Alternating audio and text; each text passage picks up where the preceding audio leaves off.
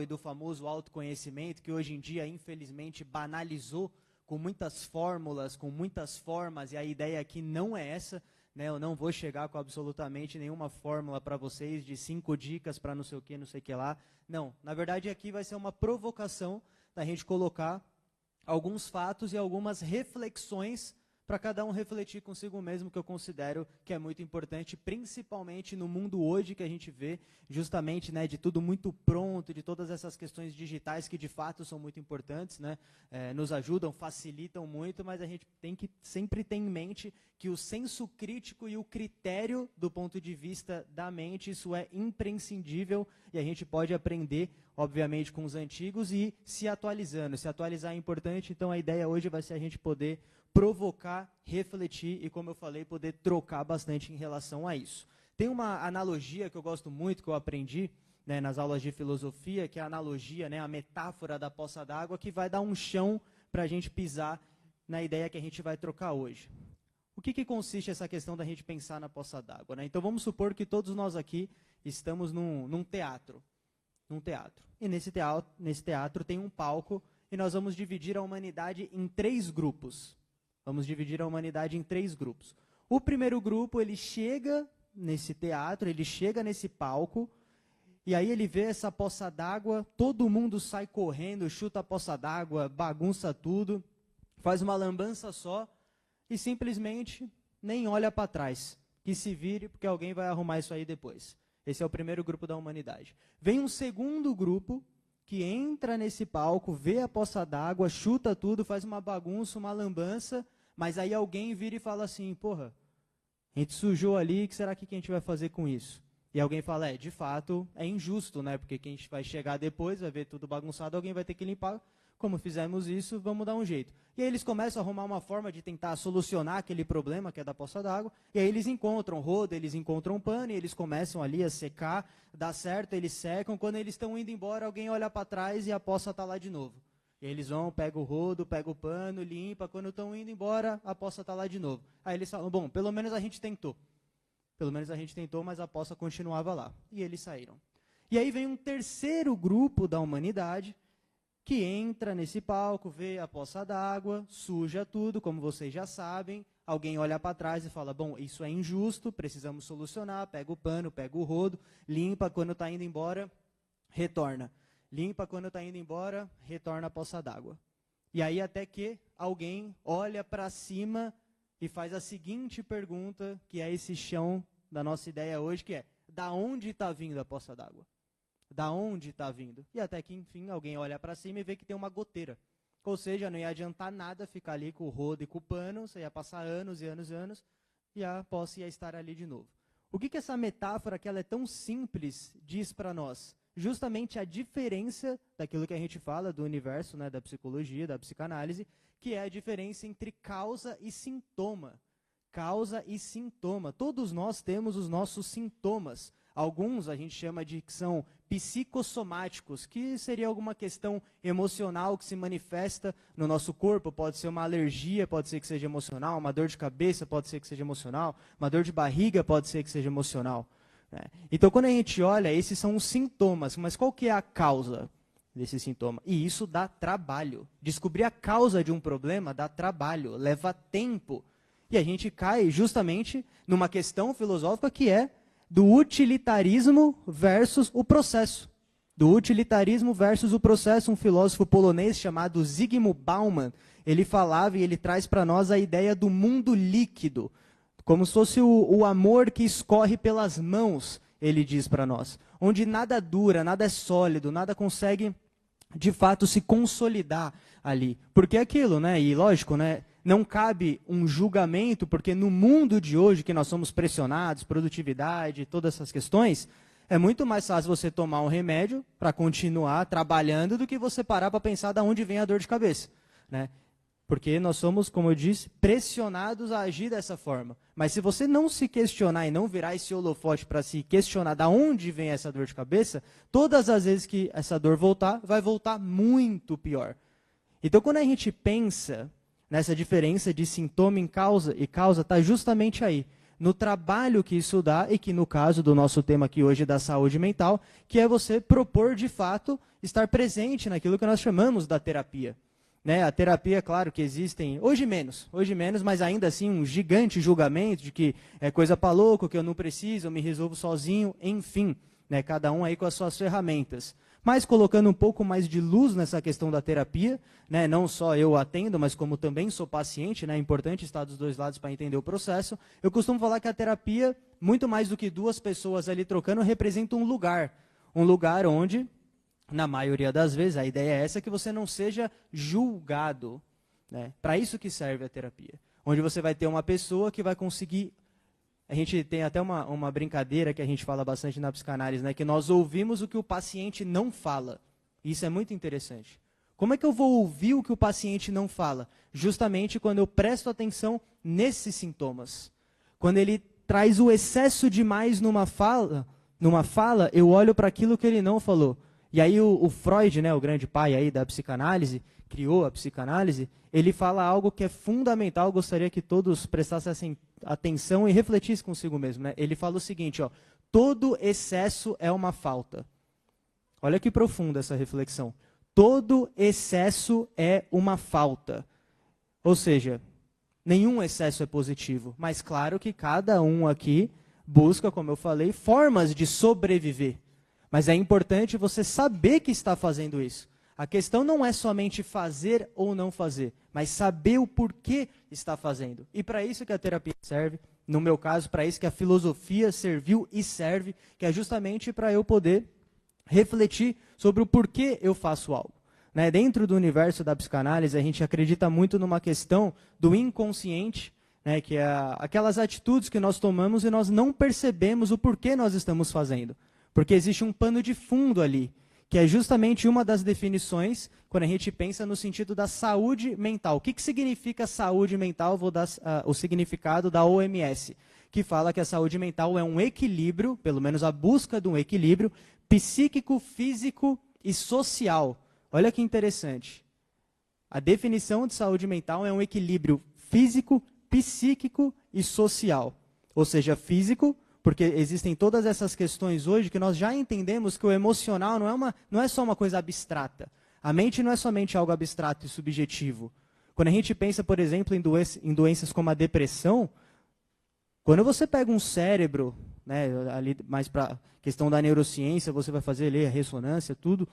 Você pega um cérebro depressivo e um cérebro não depressivo, eles são completamente diferentes. Completamente diferentes, porque muda a estrutura física de como o cérebro funciona. Ou seja, não é somente uma questão emocional, como se fosse mais fácil de lidar.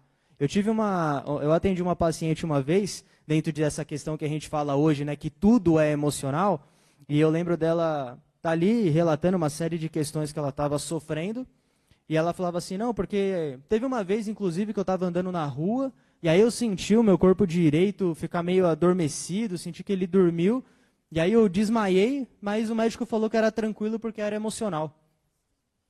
Aí você ouve algo, né, um absurdo desse, na verdade, né, porque a gente está vivendo hoje um momento em que a gente está inferiorizando o que é o emocional. Como se fosse mais fácil, só que existe um problema aí, porque o emocional ele é invisível. Não sei se vocês já ouviram falar isso, né? Mas um grande impacto que nós temos hoje, por exemplo, dessa questão da depressão, é porque é uma doença que aparentemente é invisível porque ela não sangra. Né? Talvez fisicamente aos olhos você não enxergue no corpo, mas existem sintomas que estão aparecendo ali. E que, obviamente, com um profissional vai te ajudar a enxergar. Né? Então, claro, não é todos que têm a oportunidade, não é todos que se colocam à disposição de estar numa terapia, mas é aquilo. Você, por exemplo, está aqui numa roda de conversa, você conversar com uma pessoa que você confia, você buscar ali um conteúdo que vai te fazer pensar, já é meio caminho andado para chegar nesse lugar. Apesar que nada substitui um profissional. Na verdade, eu até falo isso, que uma conversa de amigos não substitui a terapia, da mesma forma que a terapia não substitui uma conversa de amigos. São dois lugares completamente diferentes. Completamente diferentes. Eu quero trazer um exemplo para vocês da importância do que é estar consciente em relação a isso que nós estamos falando aqui do inconsciente, como não é somente uma teoria.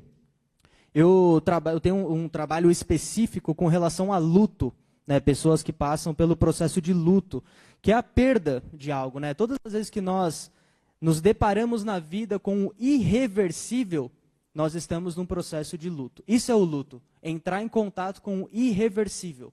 Claro que no senso comum a gente pensa que o luto é somente relacionado a pessoas, mas existem luto de lugares, existem lutos de trabalho, existe luto de pessoas, existe luto de animais, existem lutos de um bem material. Todas as vezes que nós nos deparamos com irreversível, ali está um processo de luto. Uma fase da vida, né, o luto da infância, o luto da adolescência, algo que não retorna. Inclusive o Edgar Allan Poe, ele tem uma poesia, um poema, né, que se tornou livro, que chama O Corvo, e o corvo fica repetindo, nunca mais, nunca mais, nunca mais. Isso é o processo de luto, quando a vida olha para você e fala nunca mais.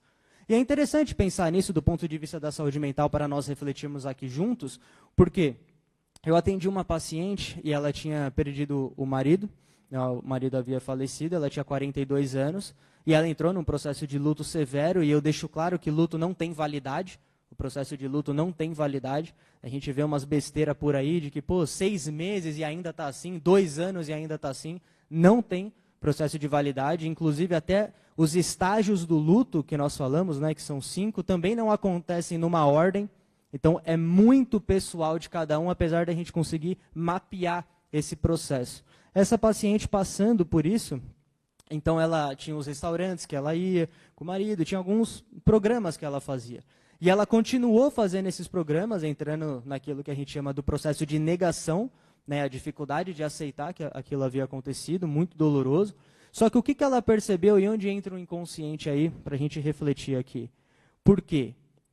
Chegou um determinado momento, 2 anos depois que o marido havia falecido, e ela ainda aparentemente estava naquele mesmo lugar. Ela não conseguia sair, ela não conseguia superar, ela não conseguia ressignificar. Lembrando que até esse último estágio da superação, a gente prefere chamar de elaboração, porque não supera exatamente, a dor não some, ela diminui, você lida com a saudade, né? Você dá a mão para ela e você convive, não existe uma fórmula para se passar por isso.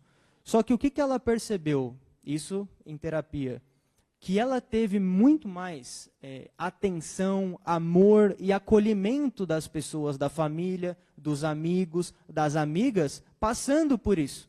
Coisa que ela não tinha antes, uma sensação que ela não tinha antes. Porque cada um estava vivendo a sua vida, mas como ela percebeu que ela estava passando por uma dor, e ela precisava de atenção, porque era muito preocupante os comportamentos dela, então sempre tinha pessoas na casa dela, ela sempre estava tendo atenção, né, e o famoso acolhimento, como eu falei.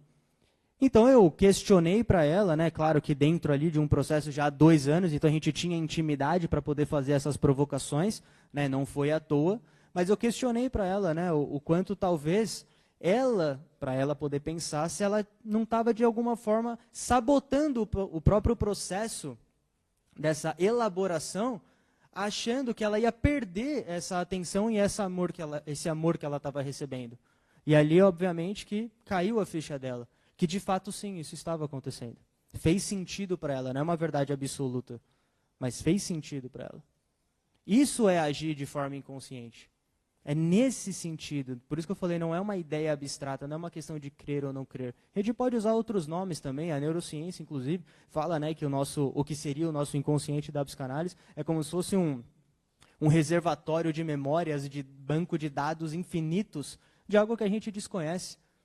É simplesmente uma atitude que nós desconhecemos. Isso a gente fala que está fazendo algo inconsciente. Então, quando você coloca luz nesse inconsciente, traz à tona, isso muda tudo do porquê eu faço o que eu faço. E pensa o nível de autossabotagem dessa paciente. De ficar ali se punindo, se martirizando, porque na equação ela percebeu que sofrer valia a pena para ter o amor, para ter o acolhimento, né, e ser vista, porque não via ela antes. Não da forma como ela gostaria. E ali virou essa chavinha, ela conseguiu ressignificar. Né? A gente fala muito que no processo de luto, com base na saúde mental, é como se fosse uma panela de pressão. Né? Se você tira de uma vez, explode. Se fica preso ali, fechado para sempre, também. Então é aquela fumaça lenta, constante. Isso é o processo da saúde mental para nós. Eu atendi um outro caso também, e esse é bem curioso e bem significativo para mim, que está justamente nessa questão que nós falamos do utilitarismo, do processo, do mundo digital, de toda essa busca que nós temos pelo extraordinário que está destruindo as pessoas. Né? A gente parou de ver valor no simples. E na clínica, quando a gente atende uma pessoa, quando tem alguém na sua frente ali, né, buscando, de alguma forma, falar o que nunca foi falado antes, porque não tem esse lugar, porque nós somos julgados o tempo todo.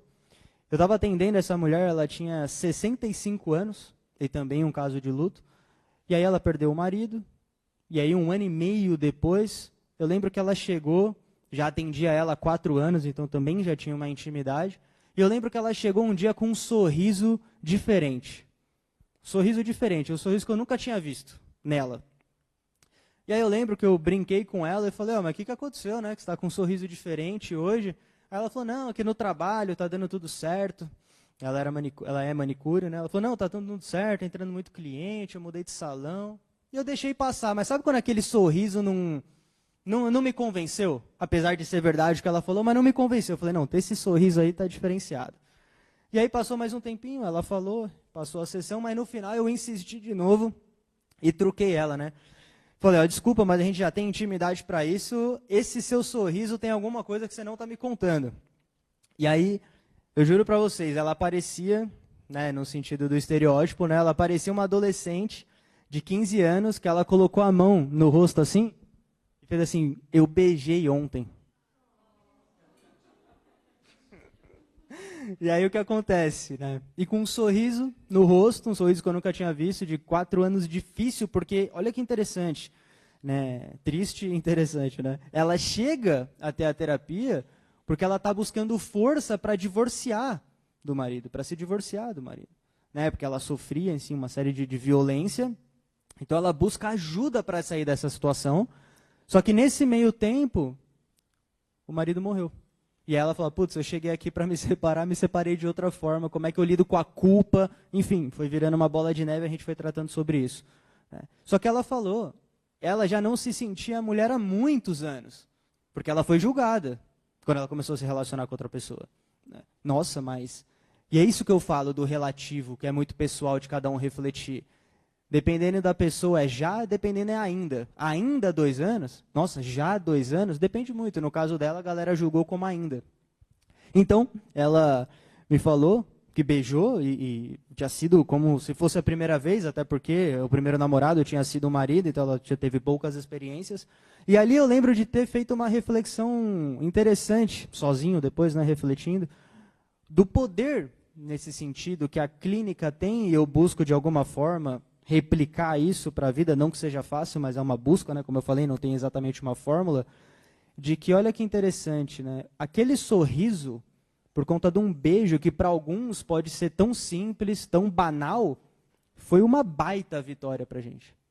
Foi uma gigante vitória, foi a Copa do Mundo para nós, do processo que ela vinha. Um simples sorriso e um simples beijo, só.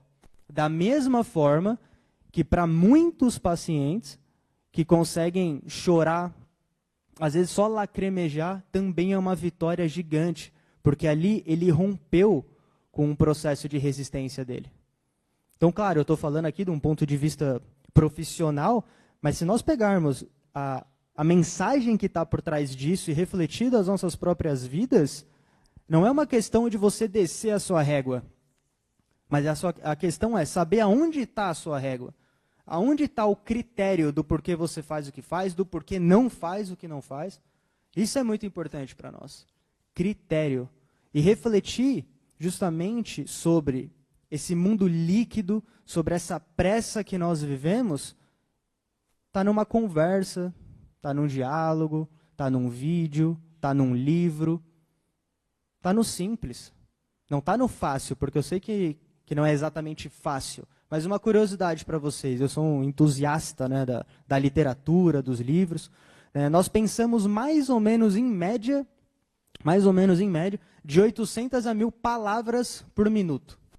Você imagina uma mente ansiosa. É muita palavra. Quando você pega para ler um livro, você está canalizando essas palavras, você vai pensar menos. Você vai direcionar a sua energia para aquilo. Assim como pode ser um vídeo, assim como pode ser um podcast, enfim, mas a leitura é o melhor exercício que tem para aquilo que na neurociência nós chamamos de neuroplasticidade. Que nada mais é do que um nome chique, mas importante de ser citado, para você ressignificar algo. Então, é graças à neuroplasticidade que nós conseguimos ressignificar uma situação, ressignificar uma pessoa, ressignificar um lugar. Que é justamente essa questão do plástica mesmo, de você moldar. E você só consegue moldar se você justamente busca as experiências. Se você se coloca à disposição para vivenciar algo novo. Os gregos, eles têm uma palavra que eu gosto bastante, que chama arete. Arete em grego significa excelência. Excelência. E o que vai na contramão do que se perguntar para muitas pessoas, por exemplo, do que é você fazer algo excelente. Mais uma vez, batendo um pouquinho nessa tecla, soa como algo extraordinário, mas para os gregos não. Vamos aprender algo com eles no sentido que é você dar o seu máximo na sua atividade habitual. Isso é você ser excelente. Isso é você viver em arete, que era uma filosofia no sentido dos atletas olímpicos, onde eles se entregavam ao máximo e os deuses escolhiam, né, quem vencia ali as competições. Então, arete é você viver o máximo que você puder de potência na sua atividade habitual. Ou seja, não é você fazer algo extraordinário uma vez ou outra. Isso não é viver em arete, isso não é viver com disciplina e excelência. Mas é você reconhecer, e alguns reconhecem mais cedo, outros mais tarde, aquilo que você de fato tem de dar sentido para você. Ou seja, eu, por exemplo, que sou uma negação no futebol, se eu for jogar e fizer um puta de um golaço, eu não vivi em arete, porque eu não vou saber fazer ideia de como repetir aquilo. Pode ter sido estético, pode ter sido bonito, mas não foi extraordinário para mim. Foi para o outro, porque eu não vou saber repetir. A excelência é o bem feito todos os dias. Isso é viver em arete, consigo mesmo. E como eu busco esse sentido? Como eu busco esse sentido? Eu vejo que algumas pessoas, não só que chegam na clínica, mas às vezes trocando ideia também, têm essa dificuldade justamente pela banalização de alguns termos, dessa questão do encontrar propósito, do autoconhecimento. E também na filosofia existe uma ideia que eles chamam de daimon. O que é o daimon? Que seria o nosso daimon interior, né? Um diamante interior ali. Eles falam que é o pano de fundo, traduzindo, né, como se fosse o pano de fundo daquilo que você encontra como vocação. E aí algumas pessoas acreditam que essa é a sua profissão. E aí, claro, né, que se Sócrates estivesse aqui, ele ia falar que não. É o que vem antes da sua profissão. E eu acredito que a maioria da frustração das pessoas está justamente em não conseguir, não que seja fácil, mas a maioria da frustração das pessoas está justamente em não conseguir encontrar esse daimon. Por exemplo, eu venho, né, dar alguns relatos pessoais, eu venho da música, né, sempre sonhei com viver da música, sempre curti muito todo esse universo, e não deu certo. E aí, claro, entrei, entre outras situações que aconteceram, mas essa em específico, falando do que seria esse sentido da profissão, tive uma série de dificuldades de lidar com isso. Até que eu encontrei na filosofia essa expressão. E quando eu entendi o que Sócrates estava dizendo para mim, mudou tudo ali. Ficou muito mais leve. Não mais fácil, mas mais leve. Porque eu entendi que o meu daimon não era ser cantor, por exemplo. O meu daimon era me expressar. Olha como muda. A profissão é a forma que você vai levar o seu daimon ao outro. E olha que curioso, né? Porque eu não estou vivendo como cantor, mas hoje eu estou dando uma palestra, eu posso escrever um livro, eu posso gravar um vídeo. Tem muitas formas de eu me expressar, porque me expressar é o daimon. Porra, isso abriu uma porta gigante, sabe? Assim na cabeça, né? Isso abriu uma porta gigante. Por quê? Tem um psicólogo chamado Louis Hans, inclusive foi o cara responsável por traduzir todas as obras do Freud do alemão direto para o português, porque antes era do alemão para o inglês, do inglês para o português, e a gente perde muito com isso, né? Então, Lewis Hahn, um psicólogo que fez essa tradução, ele fala que o maior antídoto para a frustração é a flexibilidade. O maior antídoto para a frustração é a flexibilidade, que está justamente nisso. Espera aí, eu quero ir por esse caminho, mas por alguma razão eu não fui, então eu preciso escolher outro. Não estou falando que é fácil, eu sou totalmente contra, como eu falei, todas essas fórmulas. Não estou falando que é fácil, mas estou falando que se nós conseguimos, de alguma forma, mapear mentalmente algumas situações, dando nome, isso ajuda muito, isso ajuda demais. Uma outra frase clássica que a gente vê na clínica, né, e vira e mexe, todos nós aqui tropeçamos, eu tropeço, todo mundo tropeça, é o famoso todo mundo. Todo mundo, né? Porque todo mundo está me olhando, porque todo mundo está me julgando, porque todo mundo vai falar. E aí eu aprendi que quando você pergunta quem é o todo mundo, rola um constrangimento. Rola um constrangimento, mas um constrangimento positivo. Porque a pessoa, ela cai em si, que o todo mundo dela às vezes é 2 pessoas, 3 pessoas. As 2 pessoas, né? As 3 pessoas, que tem o peso do mundo, dependendo de quem está te julgando. Mas, pô, de 3 pessoas para o mundo todo, tem uma baita diferença de você lidar com esse sofrimento psíquico. Então, por isso que eu falo que mapear e nós buscarmos encontrar essas palavras faz a diferença. Inclusive, atendendo também, né, eu lembro de uma paciente trazer isso, não, porque todo mundo, a gente estava falando sobre a questão do narcisismo, o famoso narcisismo, né, um conceito que tem tanto para a psiquiatria, né, que é um diagnóstico, tem na mitologia, que é o mito de Narciso, que é inclusive de onde vem, Ovídio, que foi um poeta romano que escreveu sobre Narciso, né, e aí vem então o Freud também com a teoria do narcisismo, então elas meio que se complementam, mas o que acontece dentro de uma pessoa narcisista é para além do patológico, tá? Então eu vou deixar um pouquinho a psiquiatria propositalmente de fora agora. Quando a gente fala que uma pessoa ela é narcisista, existe uma provocação que nós fazemos, de que todos nós temos narciso dentro de nós, porque nós precisamos do nosso ego fortalecido. Então todos nós temos narciso em nós, todos. Uns mais, outros menos. Né? Então um ego fortalecido e um ego enfraquecido é o que vai editar isso. Quer ver um exemplo de uma pessoa narcisista? A pessoa às vezes não se liga nisso e não necessariamente ela tem a patologia do narciso. Sabe quando você vai fazer aniversário e aí a pessoa ela te dá parabéns, só que exaltando tudo que ela representa para você? Isso é uma pessoa narcisista. Pô, assim, na minha cabeça, né, posso estar errado, mas culturalmente falando, dentro do nosso aniversário, é um momento que as pessoas tiram ali para se declarar para você, uma palavra de carinho, que a gente não sabe fazer isso do nada, né? Então a gente precisa marcar para jantar ou a pessoa fazer aniversário. A gente tem dificuldade de se declarar para os outros, né? Então, dito isso, a pessoa ela fala assim, nossa, muito obrigado porque você me ajudou muito, porque quando eu estava assim, porque quando eu estava assado, porque naquele dia que eu... Ou seja, a pessoa ela vai te exaltar falando dela.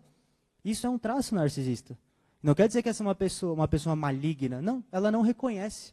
Mas é porque ela fica tendo que preencher a si mesma o tempo todo. Porque ela não consegue lidar com o próprio vazio. E mais uma vez a gente retorna em Freud que todo excesso é uma falta. Todo excesso é uma falta. Então, indo por esse caminho de nós refletirmos sobre todas essas questões da flexibilidade, todas essas questões da frustração, quando a gente pensa, por exemplo, na fé, né, a fé para além da religião, mas o ato de crer ali, seja no que for, né, algumas pessoas em aula, né, algumas pessoas elas perguntam para mim, né, porque todo filósofo é ateu, não sei o quê, porque Freud é ateu. Eu falo, depende, velho. Depende de que Deus que a gente está falando, de que fé que a gente está falando. Porque se a gente pensar, por exemplo, no caso do Freud, realmente ele era ateu do Deus bíblico, mas foi um cara que dedicou a vida para amenizar a angústia das pessoas. Então ele tinha fé na humanidade de alguma forma. Entre outros, quando nós pensamos, por exemplo, em Descartes, René Descartes, que é considerado o pai do racionalismo, olha que loucura, o pai do racionalismo, né, filosofia moderna, Descartes ele tentou provar Deus através da matemática. Então são pensamentos, são dogmas que nós temos que, né, o meu papel aqui também é um pouco quebrar esse paradigma que nós temos. Não é assim que funciona. Se nós pensarmos, por exemplo, em Santo Agostinho, ele foi o cara que trouxe à tona o termo livre-arbítrio. Depois, no final, ele entrou em pira, ele bugou com a própria teoria dele e escreveu o livro Confissões, para ele em paz. Né? Mas eu falei isso porque você refletir, você desdobrar, é você entrar em contato com as suas próprias contradições. E na clínica, a contradição para nós é preciosa demais. É preciosa demais. Então, quando a gente pensa em todos esses pensadores, por isso que eu falei, né? No sentido da fé, no sentido de você acreditar, no sentido de você viver em arete, que é buscar essa excelência, ela está justamente em você virar o holofote para si. Isso é a saúde mental. Isso é a saúde mental. Quando nós pensamos, o que será que é meu? O que será que é do outro? Quantas vezes eu gasto energia com aquilo que eu não tenho controle e quando a vida pede para eu agir, eu não consigo. Porque eu já gastei energia com aquilo que eu não devia. Então, redirecionar essa energia para nós é fundamental. E a saúde mental ajuda justamente nisso. Não que a gente vai chegar num ideal absoluto, não sei, na verdade. Até onde vai a minha ignorância, acredito que não. Mas é importante pensar sobre isso. É importante pensar sobre isso. O que é uma das frases mais clássicas da filosofia, né, do só sei que nada sei, do Sócrates? É você ser sábio o suficiente para reconhecer o tamanho da sua ignorância. Confúcio, um pensador chinês, ele também falava isso. Né? Aquele que não questiona, ele é um tolo. Aquele que não questiona é um tolo. Porque ele vive cercado de convicções e de certezas que fazem com que ele vai perdendo o brilho ao longo do tempo. Porque o mundo está em movimento. Constante. Constante. Então, questionar é muito importante. Não é questionar qualquer coisa, não é questionar de qualquer jeito, não é questionar qualquer um, mas é como a filosofia propõe. Né, todas as vezes que tiver um sinal ali de exclamação, você põe uma interrogação depois. Porque a gente pode chegar em lugares preciosos dessa forma. Lugares preciosos dessa forma. Né?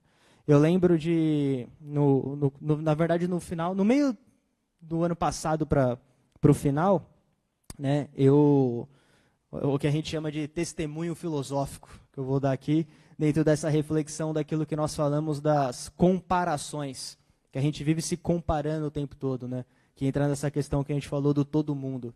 Né? No meio do ano, para o final do ano passado, eu descobri que eu estava com um cisto, né, no cóccix, e aí eu precisei fazer uma cirurgia. E aí, enfim, fiz a cirurgia, tirei ali mais ou menos uma bolinha de tênis do cóccix, e aí essa cirurgia, o que acontece? A tradicional ali é como se ela cavasse você assim, tira e não tem ponto. Tem ponto. É natural que o corpo vai regenerar ali, né? E aí, ainda bem, né, que eu não sabia nem que existia nesse sentido, eu fui fazer um tratamento que chama numa câmera hiperbálica. E essa câmera hiperbálica, ficavam 4 pessoas sentadas de um lado, 4 pessoas sentadas do outro.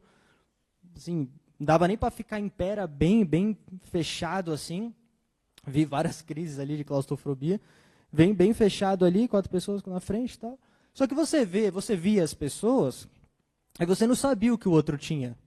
Cada um sentava ali, estava vestido, as sessões duravam 2 horas, o cara vinha, colocava uma máscara, ficava um enfermeiro e era isso, muito perto, assim, dava nem para esticar a perna, nada, então rolava uma intimidade ali, querendo ou não, e sabia que todo mundo ali estava ferrado, né? Só não sabia do quê.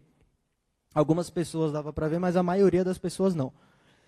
E aí, conforme foi passando o tempo, eram muitas sessões, e eu não sabia exatamente quantas sessões eu ia fazer. Primeiro era 10, depois 20, depois 30, então eu fiquei um tempo lá fazendo, porque demorou muito para a pele começar a voltar, né? Ficou aberta. E aí eu aprendi uma lição preciosa ali, que hoje em dia eu vejo as pessoas disputando quem está pior. Não sei se vocês conhecem pessoas assim, ou se são assim, desculpa, mas quem sabe vocês podem refletir sobre isso. Mas sabe aquela coisa de, porra, velho, eu tô com dor de cabeça hoje. Aí ele vira e fala, não, mas eu tô com dor de cabeça e, puta, minhas costas. E eu, que tô com dor de cabeça, minhas costas e meu pé. Então, mas Vira uma disputa de quem é mais infeliz hoje, né? Isso no mundo das redes sociais, né? Com a vida completamente editada.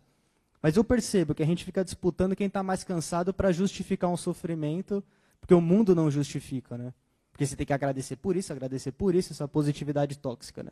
Então, no fundo, a gente vive disputando para ver quem está pior, né? Só que lá, o que eu aprendi? Teve uma mulher, ela entrou e ela estava com acesso, né? Do lado aqui, muito sangue e tal. E aí ela sentou, e aí um cara que já estava lá mais de um ano, para quebrar o clima, porque ele já sabia como funcionava, que rola um constrangimento, ele virou e falou assim, gente, ó, a gente vai ficar muito tempo junto, então vamos conversar. Durante a sessão não dava para conversar por causa da máscara.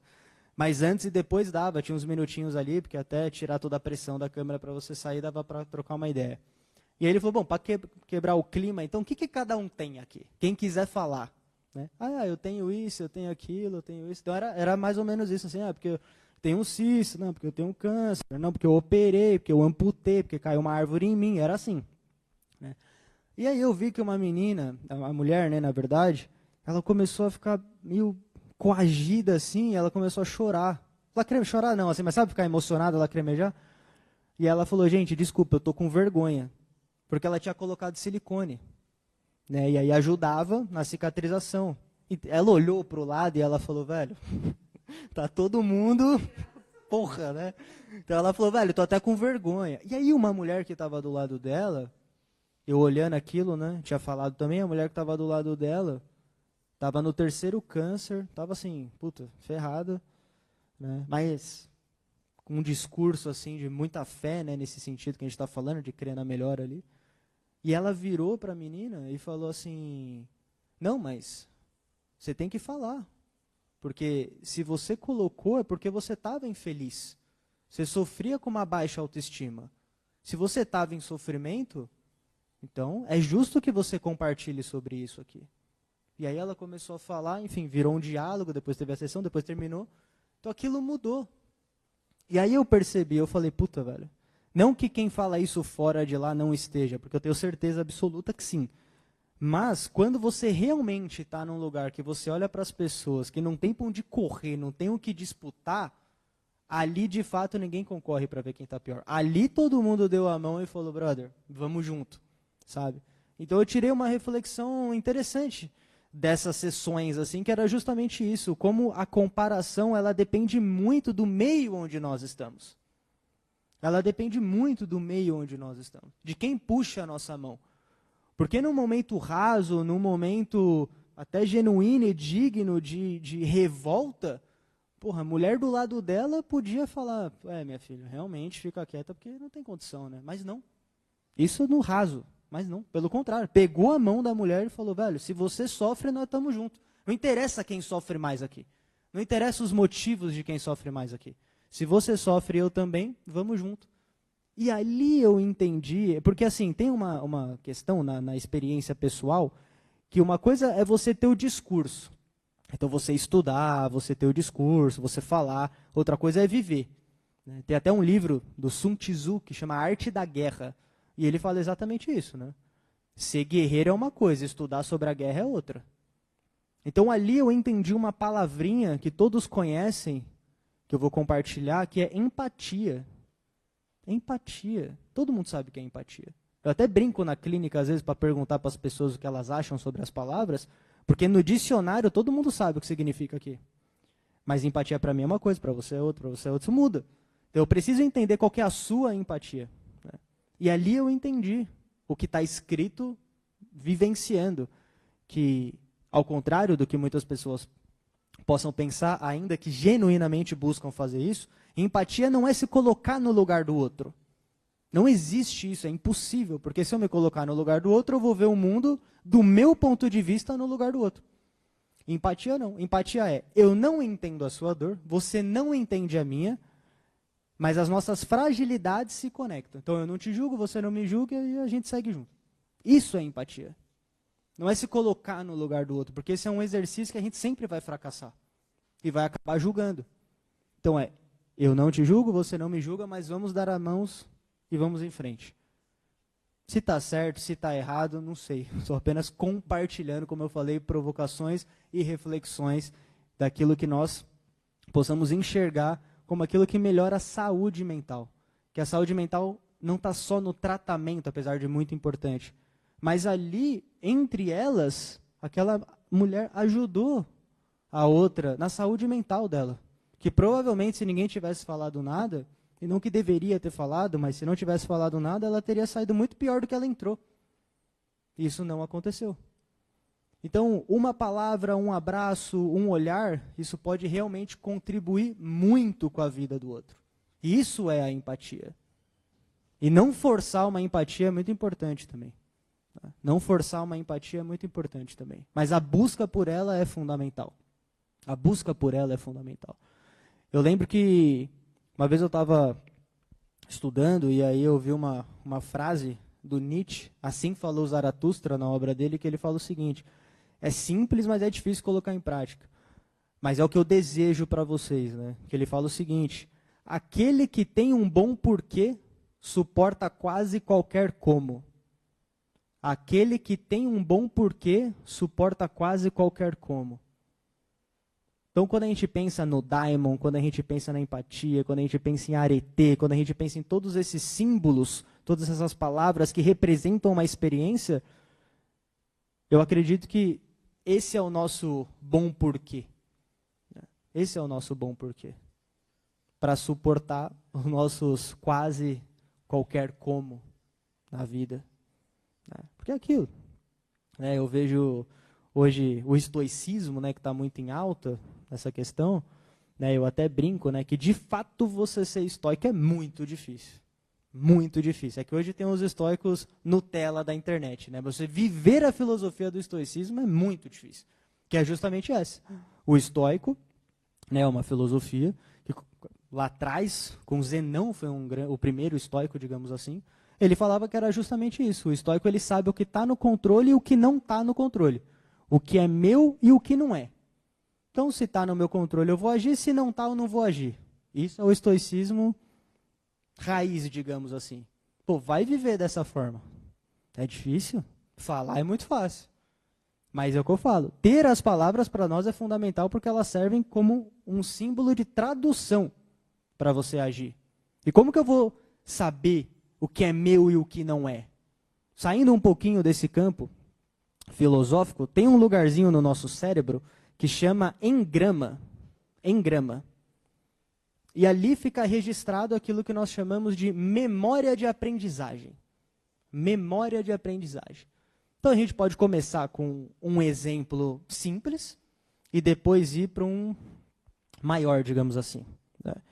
Sabe, se você cresceu numa casa que aparecia uma barata e desde criança, bebê, criança, e todo mundo surta, a probabilidade de você crescer com medo de barata é todas.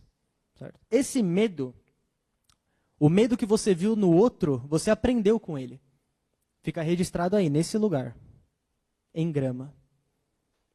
E aí chega um ponto da vida que, sabe aquele meme que no final vai ser, não estou falando de barata? É mais ou menos assim. Mas sabe aquela hora que você fala, velho, talvez eu não tenha medo de barata assim. Não é legal, né? Se puder não aparecer, lógico. Mas você percebe que aquele medo não era seu. Você aprendeu a ter aquele medo. Isso fica registrado num lugar no nosso cérebro. Então, é nessa hora que é muito cirúrgica a definição da saúde mental, do equilíbrio psíquico, físico e social. Porque esse é o físico, porque está aqui. A gente aprendeu dessa forma. E para você, justamente com a neuroplasticidade, ressignificar isso, dá trabalho, não vai ser da noite para o dia. Não vai ser da noite para o dia. Eu tive a oportunidade de fazer estágio com uma professora de história, Tamires, inclusive, extraordinária, e conversando com ela, eu lembro dela relatar assim para mim que ela tinha uma série de dificuldades de conseguir se desprender, se libertar de algumas correntes, digamos assim, que estavam no passado dela, ela não conseguia progredir. E a gente conversando ali, seria justamente quando ela entendeu que aquele medo não era dela. Por quê? O que acontece muito é que quando a gente ama uma pessoa, quando a gente convive com uma pessoa, quando a gente quer o bem de uma pessoa, nós temos a tendência de buscar poupar essa pessoa, né? Só que aí que tá, essa régua de você poupar o outro, às vezes não foi nem o outro que impôs. Por exemplo, algo que nós vimos muito assim acontecer, né, principalmente voltado para essa questão, vou dar um exemplo, um recorte específico, por exemplo, voltado para essa questão financeira. Muitas pessoas, elas se sabotam porque elas acreditam que elas não possam ganhar mais do que as pessoas que cuidaram dela, por exemplo. Isso é muito comum acontecer. Está sempre nessa posição de submissão, digamos assim. Isso acontece muito. Né? Ou pode não ser ligado exatamente a uma questão financeira, mas a uma questão de se impor, que a gente chama de regressão, né? Que na presença de determinadas pessoas, a pequena ali, você fica coagido, você vê a pessoa no trabalho desenrolada, fala alto, é amada por todo mundo, mas quando está, por exemplo, na presença de alguém, quando volta ali na casa dos pais, a pessoa parece que vira criança de novo, muda até a voz. Isso a gente chama de regressão. Né? Por quê? Porque é como se um setor dela tivesse progredido e o outro não. Então a gente precisa, justamente em terapia, colocar essa pessoa para falar, essa criança para falar, para que ela possa progredir também. E tudo isso é possível e acontece muito, inclusive. Então, refletir sobre todas essas questões que envolvem a saúde mental, todos esses nomes, esses símbolos que nós trouxemos aqui, é justamente, mais uma vez, para voltar esse holofote para nós. Sempre. Isso é fundamental. Né? E antes da gente abrir, né, para perguntas, depoimentos, para quem quiser, enfim, falar, e faça esse convite, porque, por exemplo, é o segundo ano que eu estou aqui. No ano passado foi muito legal, muitas pessoas falarem, a gente teve uma troca incrível, então espero que isso se repita também. Mas tem uma frase que eu gosto bastante do Jung, e ele fala assim: enquanto você não se torna consciente, o seu inconsciente te domina e você chama de destino. Nossa, não sei se bateu aí, talvez tem um delay às vezes, né? Mas para mim, assim, foi um soquinho aqui, né? Enquanto você não se torna consciente, o seu inconsciente te domina e você chama de destino. Ou seja, tudo era para ser. Não tem o que fazer. Ah, eu sou assim. Ué, talvez não. Talvez não. Existe muita autonomia nesse chão para você pisar. Aquilo que na filosofia nós chamamos de soberania existencial. Soberania existencial. É isso. É essa autonomia de você buscar o pensamento, essa autonomia de saber o que você gosta, o que não gosta, o que tolera, o que não tolera. Se importar com a opinião do outro é natural e saudável. O ruim é você ser refém da opinião do outro, principalmente se vocês estão vivendo em momentos completamente diferentes. Então, tudo isso é importante para nós. Né? E antes da gente encerrar, mais uma vez eu deixo essa reflexão e espero que vocês possam encontrar que quem tem um bom porquê suporta quase qualquer como, e que vocês possam encontrar os melhores porquês de vocês para a vida que faz sentido.